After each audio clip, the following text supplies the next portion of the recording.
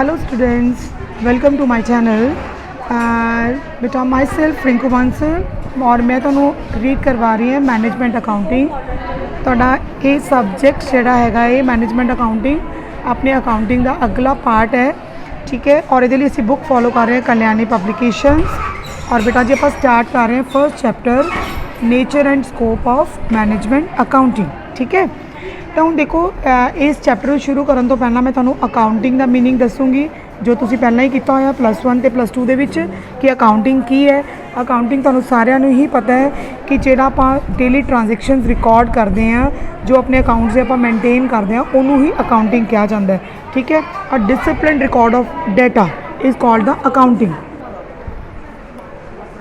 Meaning of accounting: accounting involves the collection, recording, classification and presentation of financial data for the benefit of management and outside agencies such as shareholder, creditor, banker and the government। तो बेटे देखो ये तो अपन की पता चलता है कि अकाउंटिंग की है। अकाउंटिंग मीन्स डाटा नू कलैक्ट करना, रिकॉर्ड करना, क्लासीफाई करना और उन्होंने प्रजेंटेशन करना इस तरीके दे नाल कि जिहदा बेनीफिट जिहड़ा है मैनेजमेंट नू भी ते आउटसाइडर एजेंसीज जो साडे नाल बिजनेस के तौर पर जुड़िया हुई ने जिवें शेयर होल्डर हो गए, क्रेडिटर हो गए, बैंकर हो गए, गवर्नमेंट होगी। तो इस सब के लिए जो आप रिकॉर्ड करते हैं दैट इज़ कॉल्ड अकाउंटिंग, ठीक है। अगर इनू प्रॉपरली डिफाइन करिए तो accounting is the recording of business transactions with the purpose of managing the concern in a better way कि आप जिस ऑर्गेनाइजेशन के नाल काम कर रहे हैं उस ऑर्गेनाइजेशन के पूरे रिकॉर्ड्स को मेनटेन करना एक बैटर पर्पज़ के लिए अच्छी फाइनैशियल पोजीशन के लिए उन्होंने ही असी अकाउंटिंग कहते हैं, ठीक है बेटे। तो अकाउंटिंग को असी 3 पार्ट्स के विच डिवाइड किया है: financial accounting, cost accounting and management accounting, ठीक है। ये तुहाडा सबजैक्ट मैनेजमेंट अकाउंटिंग है बट उस तो पहला आप फाइनैशियल अकाउंटिंग में थोड़ा पढ़ांगे। तो फाइनैशियल अकाउंटिंग की है? फाइनैशियल अकाउंटिंग देखो नाम तो ही क्लीयर है, वैसे आप +1 के विच भी पढ़िया हुए हैं कि जो फाइनांस के नाल मनीटरी टर्म्स के नाल कंसर्नड है that is called the financial accounting, ठीक है। Financial accounting may be defined as the science and the art of recording and classifying business transactions and preparing summaries of 3 types of financial accounting, cost accounting and management accounting, ठीक है। तो financial accounting की है? Financial accounting which is concern with the finance, which is concern with the money, ठीक है।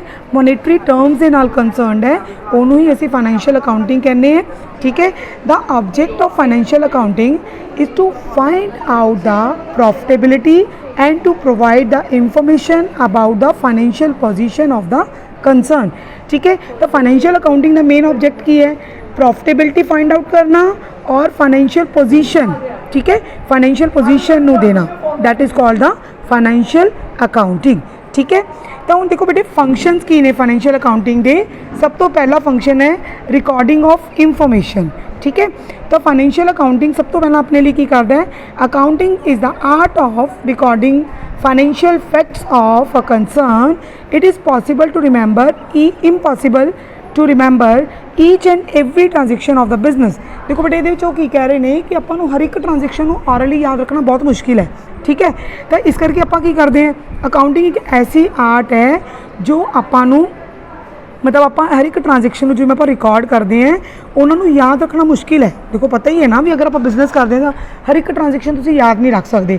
तो हर एक transaction को याद रखना मुश्किल होने करके तो असी इन्हां ट्रांजेक्शनस नूं सिर्फ रिकॉर्ड करते हैं ताकि इन्हां दा सही रिकॉर्ड अपने को पता लगे। उहदे लई असीं बहुत सारियां बुक्स तैयार करते हैं, जर्नल होगी, सेल बुक होगी, परचेज बुक होगी, कैश बुक होगी, ठीक है, सेल रिटर्न, परचेज रिटर्न, ये सारियां बुक्स तैयार करते हैं जिहदे नाल आपां नूं फाइनैशियल रिकॉर्ड्स मिलते हैं। Number 2 classification of data. फिर उस तो बाद सेकेंड काम अपना होंदा है डाटा नू क्लासीफाई करना अकॉर्डिंग टू देयर नेचर, ठीक है। आप +1 दे विच पढ़े ना types of accounts that is personal account, nominal account and real account. तो उहदे अकॉर्डिंग हर एक डाटा नू क्लासीफाई करना, ठीक है, इनटू द लैजर। तो आप लैजर्स तैयार करते हैं तो लैजर दे विच असी हर एक डाटा नू अलग अलग क्लासीफाई करते हैं।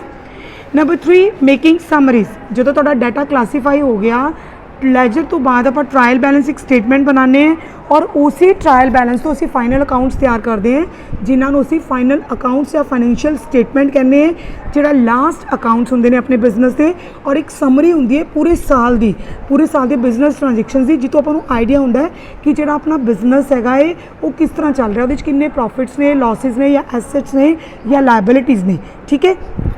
तो ये अपन एक समरी दिंदा है पूरे final accounts of profit and loss balance sheet आप तैयार करते हैं ठीक है जिदे तो अपन अपने रेवन्यूज़ और अपने एक्सपेंसिस का पता चलता है ठीक है।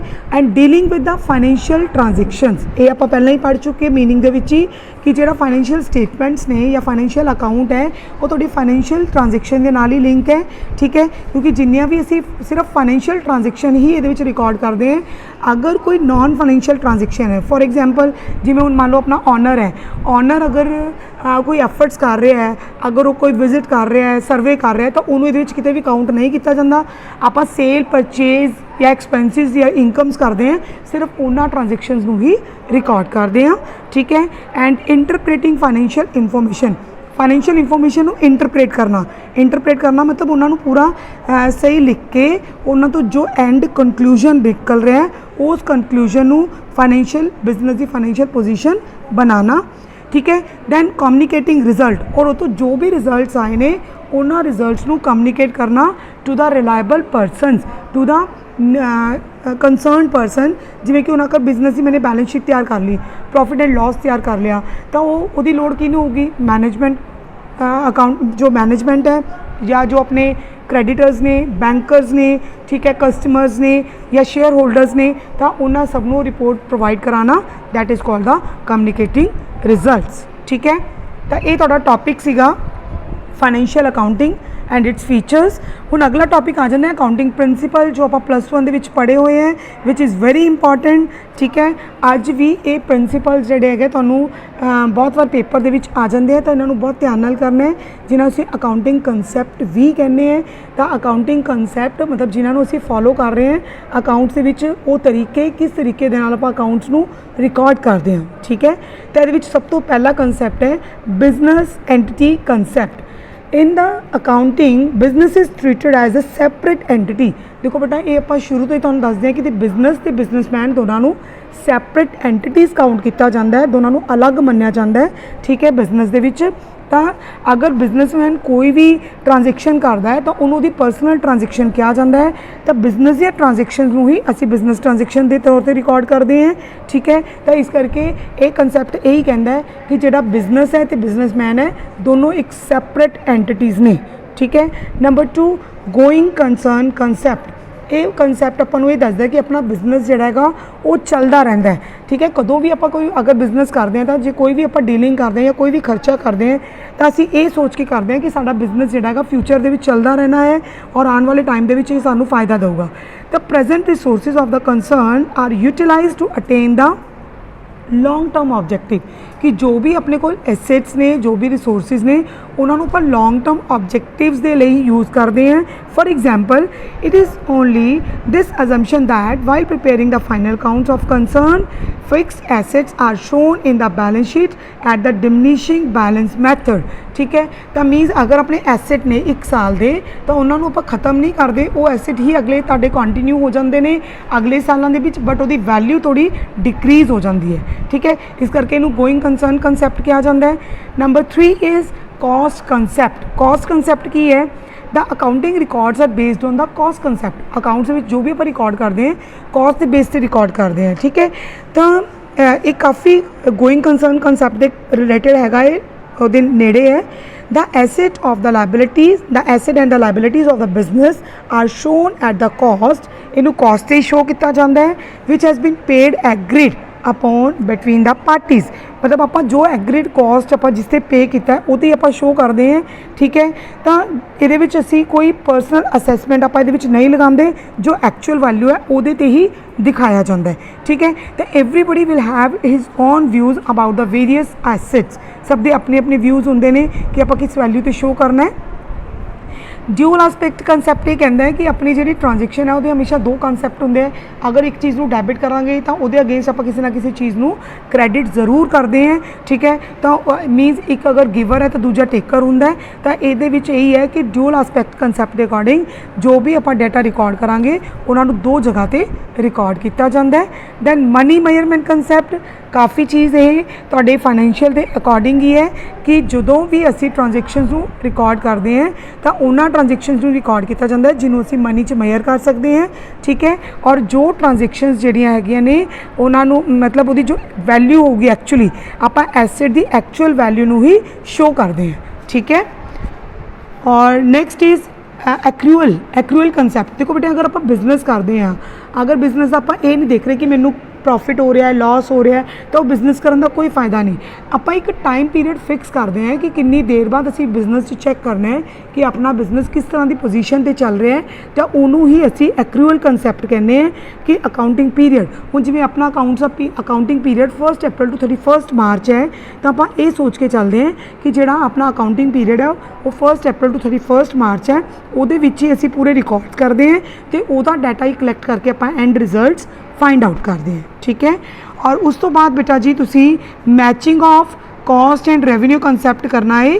Matching and cost of revenue means as the general principle the cost are match to the revenue, ठीक है, टू मेजर द प्रॉफिट्स। क्योंकि ਆਪਾਂ ने प्रॉफिट एंड लॉस ਦੇ ਵਿੱਚ ਇੱਕ ਸਾਈਡ ਅਸੀਂ कॉस्ट मैंशन करते हैं, दूसरी साइड ਆਪਾਂ रेवेन्यू मैंशन करते हैं, ਤਾਂ ਉਹਦੇ ਤੋਂ ਹੀ कॉस्ट ਤੇ रेवेन्यू ਨੂੰ ਕੰਪੇਅਰ ਕਰਕੇ ਹੀ ਆਪਾਂ ਐਕਚੁਅਲੀ ਪ੍ਰੋਫਿਟਸ ਪਤਾ ਕਰਦੇ ਹਾਂ ਕਿ ਕਾਸਟ ਕਿੰਨੀ ਹੈ ਤੇ ਪ੍ਰੋਫਿਟਸ ਕਿੰਨੇ ਹੋ ਰਹੇ ਤੇ ਆਪਾਂ ਨੂੰ ਉਹਦੇ 'ਚ ਕਿੰਨਾ ਫਾਇਦਾ ਹੋ ਰਿਹਾ। ਤਾਂ distinction between present, past and future expenditure as well as the capital and revenue expenses is necessary. ਤਾਂ ਮਤਲਬ ਪ੍ਰੈਜ਼ੈਂਟ, ਪਾਸਟ ਤੇ ਫਿਊਚਰ ਤਿੰਨਾਂ ਦੇ ਵਿੱਚ ਔਰ ਕੈਪੀਟਲ ਤੇ ਰੈਵਨਿਊ ਇਹਨਾਂ ਦੇ ਵਿੱਚ ਆਪਾਂ ਨੂੰ ਡਿਫਰੈਂਸ ਪਤਾ ਹੋਣਾ ਜ਼ਰੂਰੀ ਹੈ। ਸਿਮਿਲਰਲੀ ਐਕਸਪੈਂਸਿਸ ਜਿਨ੍ਹਾਂ ਨੂੰ ਆਪਾਂ ਨੰਬਰ ਆਫ ਈਅਰਸ ਮਤਲਬ ਐਕਚੁਅਲੀ ਕੀ ਹੈਗਾ ਕਿ ਜਿਹੜੇ ਆਪਣੇ ਰੈਵਨਿਊ ਐਕਸਪੈਂਸਿਸ ਹੁੰਦੀਆਂ ਨੇ ਉਹ ਹੋ ਗਈਆਂ ਜਿਹੜੀਆਂ 1 ਸਾਲ ਦੇ ਅੰਦਰ ਹੀ ਆਪਾਂ ਨੂੰ ਬੈਨੀਫਿਟ ਦਿੰਦੀਆਂ ਨੇ, ਉਹ ਤਾਂ ਆਪਣੇ ਰੈਵਨਿਊ ਹੋ ਜਾਂਦੀਆਂ। ਜਿਹੜੀਆਂ ਮੋਰ ਦੈਨ 1 ਈਅਰਸ ਆਪਾਂ ਨੂੰ ਬੈਨੀਫਿਟ ਦਿੰਦੀਆਂ ਨੇ ਉਹਨਾਂ ਨੂੰ ਅਸੀਂ ਕੈਪੀਟਲ ਐਕਸਪੈਂਡੀਚਰ ਦੇ ਵਿੱਚ ਕਾਊਂਟ ਕਰਦੇ ਹਾਂ। ਤਾਂ ਬੇਟੇ ਇਹ ਤੁਹਾਡਾ ਅੱਜ ਵਾਲਾ ਟੌਪਿਕ ਸੀ ਜਿਹੜਾ ਕੰਪਲੀਟ ਹੁੰਦਾ ਹੈ। ਇਹ ਮੈਂ ਵੀਡੀਓ ਤੁਹਾਡੀ ਆਪਣੇ YouTube ਚੈਨਲ 'ਤੇ ਅਪਲੋਡ ਕਰੂੰਗੀ, ਤੁਸੀਂ ਸਭ ਨੇ ਉੱਥੇ ਇਹਨੂੰ ਵਿਊ ਕਰਨਾ ਹੈ, ਚੰਗੀ ਤਰ੍ਹਾਂ ਸਮਝਣਾ ਹੈ। ਅਗਰ ਫਿਰ ਵੀ ਕੋਈ ਪ੍ਰੋਬਲਮ ਆ ਰਹੀ ਹੈ ਤਾਂ ਮੇਰੇ ਨਾਲ ਡਿਸਕਸ ਕਰ ਸਕਦੇ ਹੋ। Take care.